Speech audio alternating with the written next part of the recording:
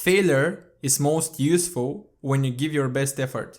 If you fail with a lackluster effort, you haven't learned much. Perhaps you could have succeeded with a proper focus. But if your best effort fails, you have learned something valuable. This way doesn't work. Welcome, Peter, back to Before the Valley. This was a quote by James Clear, which I found quite inspiring in a way and also quite insightful. And I wanted to hear your thoughts on it and dive into it probably in more detail to basically discuss how we see it and how have we experienced this statement in our lives so far. So yeah, what do you think about the fact that failure is most useful when you give your best effort? However, if you don't, it's not useful. It's a very interesting quote. I don't know why, but my mind was drawn to Taleb and his idea of black swans. And when he describes black swans, he has this idea of different types of events, let's say. And people have been talking about different types of mistakes with that as well. So one would be mistakes that can be repeated, and some of them would be mistakes that happen maybe once in your lifetime. So for example, an event like this would be COVID. That would be an event which no one expects. That's the black swan in history, let's say. It's the same with mistakes and mistakes in organizations. You can have mistakes which are repetitive. There's a root cause to them, but there are mistakes that maybe also have a root cause but happen less frequently. They can be catastrophic as well. But it's very hard to prepare for those. And I was drawn, what you just mentioned, I was drawn to it because I see this split very similar to what you're describing. There's a different way to fail, I guess. One would be failure that you can prevent. And if you give your best effort, you would be able to prevent certain types of failures. But if you give your best effort, then you would maybe learn something. And if there's a black swan, let's say like this, and you fail, maybe you will learn something from it and you'll be prepared better next time. So for example, for COVID, I can assure you that governments would be looking into the possibility of something similar happening in the future for sure. So these are my, I guess, initial thoughts on this. What do you think? But because I think that you described it in a way that there's some stuff which you can prepare for, so you can give your best effort before that, like in a preparation phase. I think that this one is more of like, let's say you have a goal, you have something you want to achieve, and you can fail in two ways. One of them is the valuable one. That's when you give your best to basically try to achieve it. Let's say you want to grow a YouTube channel, and what you do, you upload daily, you learn all the best YouTubers, what they do, and you basically are all into it. So you are basically seeing that this would not work for you because you're not ready, or that's not just something that, it's suitable for you. You're not meant to be a YouTuber. Yeah. While on the other way, you can do one video, then, chill for a few months, then motivation comes in again. You're like, I want to achieve this very much. I want to be a successful YouTuber. You do another video and you haven't given your best effort. So in this way, you don't learn anything. You fail and it's just waste of time, to say it this way. So yeah. I think that this is what I imagine when reading this quote, that's basically when doing something, you either have to you always have to give your best, right? And if you fail, you have failed. And that's not because you didn't put enough effort. It's just because, it was just not the right thing for you because of X, Y, Z. Yeah, exactly. Because you learn at your peak, let's say your maximum effort. Yeah. This is the result I can get. So if it's not for you at your peak, maybe it's not meant for you. Or if you give your best and you learn you're pushing yourself. So it's much more likely you'll develop some kind of skills while doing what you're doing. And this, again, reminded me of a quote, shoot for the stars and you might end up at the moon. So if you... Is this from Post Smoke? Maybe it is from Post Smoke. Yeah, but maybe I think it's Eminem actually. But yeah, my thought was, if you're pushing yourself, even if you fail, you'll develop some skills. You might achieve something smaller than what you try to do, or something different which you have not thought of before. Exactly. Let's say you want to become a YouTuber, you fail, but you become a like producer in some like studio for, I don't know, for movies. Yeah, and this happens like very frequently. People have this idea, even the word is not idea, it's an ideal. You have the ideal situation in which you become famous in a certain way. So you start, let's say, I'm giving an example of famous because I'm thinking of actors. So actors start working on their acting skills. They get like featured in an ad or something. They slowly build up that their status, which is very different from like becoming a star in a single year. So they have this idea of how they're gonna do it, but they still succeed in some way. But it takes more time. It's slower. You might maybe the ideal situation is not what you end up with, but it's still much better than it would have been if you never tried. So yeah, I can definitely see this. And this goes back to the skills that you're saying. So I think what you're referring to and what is the biggest insight from this quote is that we shouldn't put mistakes and failures on a pedestal, because people sometimes have this thought, oh, at least I tried, but okay, at least you tried. But if you didn't give your best, or if you didn't plan let's say, whatever you want to do, if you didn't put enough effort and thought into it, that is not necessarily a good thing. So I can definitely see that as a big insight. And that kind of leads us to another topic that we kind of discussed. We wanted to get into. There's some more to cover on this one. Let's go. Yeah. Let's so like, discuss a bit there more. are several things. Mm-hmm. One of them is a point which is from once again we go back to Tim Ferriss, but when we discuss those topics, he just comes like up. But it was an interview with one VC in the US. It was a woman that's like from a Japanese background, I think, and her father, in everything that she was doing, was saying to her, you have to be the best. You have to be the best. Like, you're doing the laundry, you have to be the best. Mm-hmm. You're doing the dishes, you have to be the best. You're becoming a venture capitalist, you have to be the best. So, like, no matter what it is, you have to be the best. And this ties into this discussion that whatever we do, we have to strive, or we have to be aiming, as you said, to be the very best.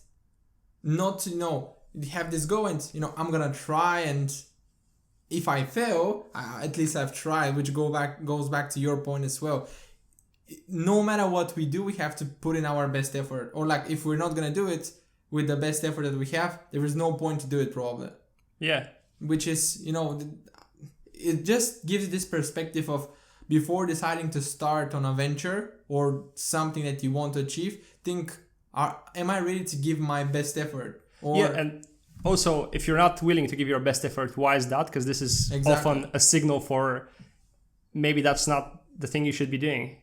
Maybe your passion is somewhere else. So I think especially in if you're working on something and you don't feel like giving up your best, you should think why that is the case. Maybe that is an indicator that you need to switch your road. Maybe you need to focus on something else. Yeah, but do you know that sometimes this has happened to me? I think it was in university. When it was first year, I think, when I joined like the finance society, the first few weeks I hated it in a way that I was like, what is this? Like, why am I doing it? I don't want to put in the effort. I don't want to go to the meetings that much. It's just something that I was enjoying, to be part of those groups of people, because, they were with suits, with shirts and so on. I was kind of like impressed by the looks of the society. But when I started like reading more about finance, more about the different topics, I was not very impressed, not very interested by what it is, because back then I was really into entrepreneurship. Instagram this is when we started the journey, and I pushed a bit more. And now if you ask me the same question, like, what about finance, I'm not gonna say that I hate it, like, or that I don't enjoy it, because this is what I do as well. So I believe that sometimes, even if we don't believe that we're ready to put in the effort, there is this gap, I guess, which is decisive when it comes to, are you ready to make the step to start enjoying something? Because it seems too hard, or there is something else which stops you, because you are basically not aware of what's behind the curtains, which you need to like in order to cross, you need to put in the effort, which you might not enjoy, and you might not be ready to put in all the effort. But after you cross the like this line, you would start enjoying the stuff. I don't know if you got my point, but I get the point. I mean, it's the same with a very trivial example. Any sport training. I don't think it's very frequent that someone goes to try a new sport and they like it from the very start. Even the gym. People hate it probably when they start. Yeah, exactly. You build up a habit or an understanding, in this case, that you gave. Once you build the understanding, it becomes much more interesting. And also, I think what you were drawn, you said you were drawn by a very superficial part of finance, Exactly, which is yeah. what it looks on the outside. Yeah. So, I guess like the point from this one is that if you, let's say, when it comes to finance, I was, ready to give it all, to put in the effort. But at some point I realized that I'm not ready because I did not like it that much.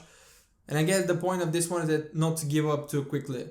Mm-hmm. Because if you don't give up, things might work out and you might end up in a place which you have desired initially. And yeah, like it doesn't mean that you have to be enjoying everything every single day of the stuff that you do.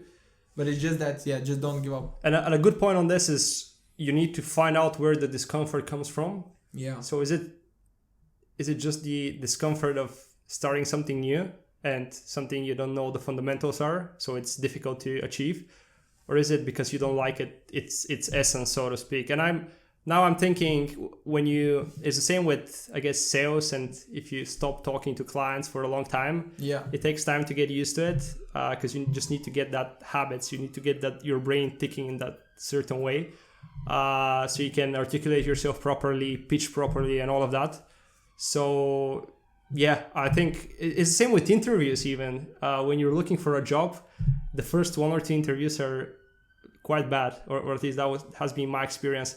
And once you kind of understand what's the point of this, you start doing it better.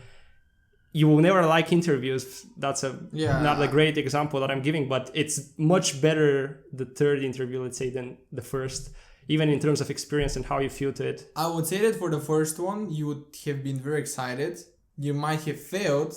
And then for the second one, you would be, should I put in the effort? So I see the progression line more of like high, then goes a bit to the low. Whereas this like, of hopelessness, of like lack of understanding. And then it goes back to the peak of, okay, now I know what I'm doing. I enjoy it more. But this is not the case all the time. Do you know there's a curve of, I forgot how it's called, but confidence on the x-axis and competence on the y-axis. So this, what you described now, fits with it very well, because people have very high confidence before they get into a field. Yeah. Then that confidence goes down slowly, and then when they become experts and get a better understanding, that confidence go up. So maybe there's something to it as well. I guess how confident are you in what you're doing? And I agree.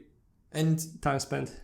My follow-up question on this discussion was gonna be: when do you think, or how can you know when is the right time to give up? In a situation where you're putting all the effort, you're still trying to achieve your goal. Let's go back to the example with YouTube. You want to be a YouTuber, and you're making videos every week, let's say. You are trying to improve, learning new skills, how to edit your videos better. Yeah. But it does not work for, 2 years or something like that. So when is the point where you know that you need to give up? Well, let's go back to the Stoics. And my answer to this would be when the things that prevent you from reaching a goal or a milestone are out of your control. That's when I would give up. Because you said, your example, let's say you want to become a YouTuber. Yeah. You're putting in all the effort, you're editing stuff, you're improving your skills. But it seems that the thing you're, let's say, interested or expert on is not the right niche. People don't want to listen to it. Let's say you're a plumber maybe. So you're doing plumbing videos and you want to become a YouTuber with 10 million subscribers. It's just not something that's in your control. Like the content that you create is a very niche content for a group of people which probably have similar to your level of expertise. Yeah. So they won't be that interested into plumbing videos maybe. I'm not dissing all plumbers, by the way. This is just an example that came to my head, but this is something you can't really control. So maybe you should give up, or you should change. You should pivot to something else. You should start creating some other type of videos. But if, in my opinion, if something's not in your control, and you keep on working on it, and you don't see how it's gonna change the environment, then it's probably something you should give up on. Change something. Yeah, I agree. Yeah. Good question. Is my microphone the right settings? Yeah. The top one? Yeah. Do you feel a bit rusty? Is that what you're asking me? Something you forgot to check before the start of the podcast? I was watching your podcast, like your microphone. I was like, oh. No. Yeah, because we have not used those microphones for what? 9 months? Around 9 months. And our nightmare is technical issues. Like every single time we record, there's a technical issue. We had I don't know if we've mentioned it, but we had a podcast which we recorded. I hated the podcast because it was on my birthday. This is his worst birthday, by the way. This is my worst birthday. We were recording a podcast for about 5 hours because we were first setting it up, record it. It didn't work. Then we were like, why didn't it work? Then I started editing. Yeah. And I noticed that Peter recorded from like the audio from his computer, not from the microphone. And he insisted on... I checked. I checked instinctively. I just checked. Oh, thank God. It says Yeti. So we should be good. Yeah, just wanted to double check this one. Yeah. But yeah, okay. There is not anything else I can add to this one. I think that like the conclusion of this topic is in several like dimensions, say this way. One of them is if you're doing something, if you want to do something, think, are you ready to put in the effort? Or like, are you willing to give it all? Yeah. If not, why? If yes, okay, keep doing it because this is how you're gonna learn. And if it doesn't work out, you still learn a lot of stuff. And also you learn that it's not gonna work this way. So it's time to change something, either your goal, your aim, or the way you want to achieve it. Let's say you want to become a YouTuber, but no, it doesn't work out well. So you become a podcaster, which is similar but different. Yeah. And you can see that engraved in, just quickly, in businesses as well, startup businesses. There's a concept for it called pivoting. You pivot on a business because the environment, there's no demand for it. The environment is that there is no demand for your product. So you change to something else. Yeah. You have to. Yeah. Otherwise, you just... like. So you're giving up on the initial concept to move to something else. So that's when you give up. Yeah, because stuff don't always work out the way we want them to, right? If this was the case, it would have been very easy, you know. Yeah. I want to become as good as Cristiano Ronaldo. Yeah. Done. Let's go. It doesn't work like that. Yeah. And just quickly, shout out to the Lean Startup. We will link it. Yeah. Again, this is the everything is based on it. The Lean Startup. The Bible for startups. Startups. Yeah, it is. Yeah. So can we transition to the second point, which is, I guess it's related to the first one, but in a different angle. So why do people give up on stuff or stop doing stuff despite seeing some progression or a demand for what they are creating, let's say, or they see that the environment is perfect? And my example would be podcasting. And if you see the market for podcasts that keeps on getting bigger and bigger, in our podcast case, we pretty much have been increasing our viewership. It's not massive, but like our last video was around 500 views, which was probably the highest since the first episode. But we kind of stopped creating after that. So that fits to the question of why do people stop doing stuff, and why did we, in our case, what stopped us from being more consistent, I guess? Well, first of all, I think that we're different in terms of this one. Like our reasons could be different. Mm-hmm. In my case, I thought about this. It's 2 points. One of them is that we were traveling all the time, like not traveling all the time, but traveling in different times back then. Like I was going back to Bulgaria, which is our home country, for those of you that don't know. Then you were going back to Bulgaria, but I was coming back to the UK, and we were not in the same place, which is one thing. Like this was most of the time. And it became a bit difficult, or more difficult than it would have been if we were in the same place, to set up and record a podcast, because we were looking for microphones, we were trying to schedule the meeting, and it was on a level which for me was kind of like, it requires more effort than it would usually do. What I would say as, let's say, an objective observer is that doesn't sound that difficult. Scheduling a meeting, and we did podcasts in the beginning where we weren't at the same place, so we had some experience. So yeah, as an objective observer, it's an environmental problem. Like the environment was difficult. Different. And it wasn't an insurmountable object to kind of go through. I agree. But this was one of the points. And the second one was that even if it was small change in the environment, it led to me thinking that I'm not really willing to put in the effort, because there are some other stuff which are going around in my life. Like this is the moment when I started the new job. So I was like, it's not time for the podcast. I'm not really inspired to do it.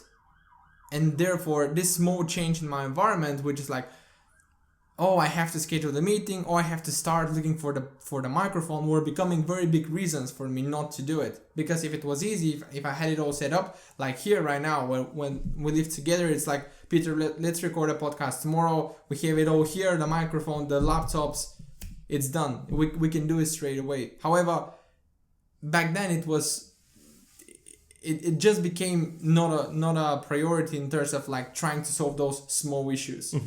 So I guess that's something that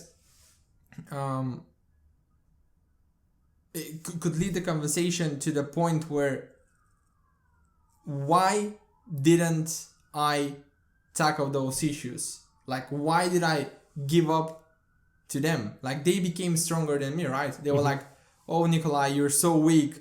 You don't have a microphone. I'm this big reason in your head. However, finding a microphone costs you one call to Danny or to Penev back then. Yeah. So, yeah, to be honest, I'm not sure why this happened back then for me, and why was I not willing to put in the effort. And it's... Well, yeah. Can I, because I kind of know you well, I would just suppose something. I think after your transition to your new job, I mean, that was one of your goals, I guess. It's a big goal to reach, getting in IB. So that was one of the objectives that you had set. And once you reach that objective, it's two things. It's a major change in your life. So your habits got kind of distorted, I would assume. And the second thing is, once you reach that objective, you need to, my opinion is, you need to redefine what you want to achieve. So to set up a new big objective, I guess. Yeah, to set up a new big objective and then see what skills you need. And one of the skills might have been communication skills, so we continue doing this. It might have been just to reflect that you have other objectives to achieve as well. So it's not just the job. You might want to succeed with this as well, which is something we've discussed in the past. So I think it's all habits and objectives. If you have the right habits, which are distorted because of the new job, that's one thing. And then you cannot rebuild them just because you haven't reflected on your objectives again. So if you do that, you kind of go, okay. And of course, milestones would be a big one, because you need like milestones. What do we want to achieve with this exactly? I don't think we've discussed what we want to achieve with the podcast too much. So it kind of led to the situation where... What, sorry, was that? Not recently, yeah. Yeah, so it kind of led to the situation where it just isn't a priority, despite the fact that if you reflect on it, it might have been a priority. And this is something, because I started working at a new startup as well, just as an update, I guess. And one of the first things that I did is redefine my top 5. This is the Warren Buffett exercise 525. So I just... Are those the ones on your whiteboard? Yeah, so I have them in my room, written on a whiteboard. Yeah, these are the ones, and one of them includes my new job. Oh. But the other one includes the YouTube channel, because this is something that I want to develop and progress with. So this goes back to setting monthly objectives, weekly objectives. So it kind of inputs everything else in your life from these top 5 that you have. So yeah, I think just looking at you outside, Yeah, it's just your personal life, new job, so you get the wrong habits maybe, or lose the good ones that you had, and then you don't have the objectives to rebuild them. Yeah. Yeah. Like, by the way, just to mention, this is the first time we're discussing this like in a greater detail with Peter. So it's I feel like I'm having a session. It's like like a therapy session. Therapy session. Yes, tell me more about it. But I agree with you. To be honest, now thinking about it, I think that achieving my objective of going into investment banking and especially into technology, which is what I wanted as like a main goal, led me to a flow which was okay. I've achieved my objective. Now let's set everything around it. However, I did not sit down and think about what I want to achieve around this or how I want to achieve my goals into investment banking. But it was more of like, let's see what's gonna happen, how it's gonna work out, and how everything will happen, and then adapt to it. Not being proactive, I guess. And that's fair. I think you need the time to adapt to big changes in your life. However, what I would say is you still need to do that with some intention. Yeah. Because there is the possibility to just see how this plays out and just react to stuff. There's also the possibility to plan it out, or at least like you can't plan out stuff like this because you don't have experience with them, but think of ways to incorporate your other habits into them, I guess. I agree. And that's what I'm feeling right now is that recently I realized that I have not done goal settings for a long time. I've stopped meditating. I've stopped going to the gym a lot. This is also because of COVID, because gyms were closed and so on. I was working out in my home, but not going to the gym, which is what I wanted to, because you have more opportunities to just basically lift weights. But the things that I realized that I've basically, as I said, left everything behind, and I started doing it again. So I set my goals, and I have seen a small change in my behavior, in my attitude towards what I'm doing. So this week I've meditated twice, even though I probably wanted to do it more, but I haven't meditated twice in 1 week for 1 year, probably 9 months. So that's something that my conclusion, it's essential basically to know where you want to go. Even if you achieve your big goal in life, there is you need to set another big goal, because getting into investment banking is not anything else than getting into investment banking. It's just the first step, getting your foot into the industry. And can I speak a bit about this, because a lot of ideas came to my head when you mentioned that. Mention what? Not having a goal, and I just immediately remember Jordan Peterson, because I finished his second book recently, 12 Moral Rules for Life, and I don't remember if it was in this one or in the previous one, but he was saying you basically cannot hit a target that you don't haven't defined. And also something very important is milestones, and if you don't have a objective, like a bigger target, I find it very difficult to set milestones as well, because the milestones are basically big events to that target. So without milestones, you don't get the dopamine hits. Without the dopamine hits, you lose motivation. And it's very difficult to force yourself to do stuff after that. So I agree that you need to have an objective. I agree. Yeah. So what was the reason for you? Why do you think that we did not record podcasts? Or what were you feeling? Because I have not seen any big push on your side either when it comes to podcasts. Just curious to see what were your feelings. I guess, just go ahead. I was gonna say that feelings were main driver behind not doing something as well. Yeah, I'm gonna say a few things. So my, let's say, overarching goal is creating a YouTube channel that I can distribute to a large number of people and provide value to them. Yeah. So I'm going to answer this question in 2 stages, let's say. So the first stage is when I was back in Bulgaria. So when I was back in Bulgaria similar to your case. I kind of distorted my habits, stopped doing a few things. One of them was focusing that much on my objectives and building habits around them. Yeah. When I came back here, I started working on like personal videos that I want to create.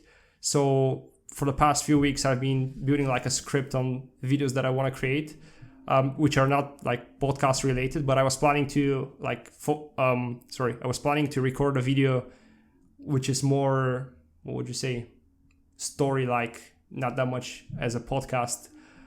So I've been working on this. I guess I've been slow because I have this feeling that the first video has to be good enough for me to continue doing it, just so I can see what can I currently achieve with my current skills, like what's the peak performance that I can achieve. So that's why I've been taking my time to build this. Yeah.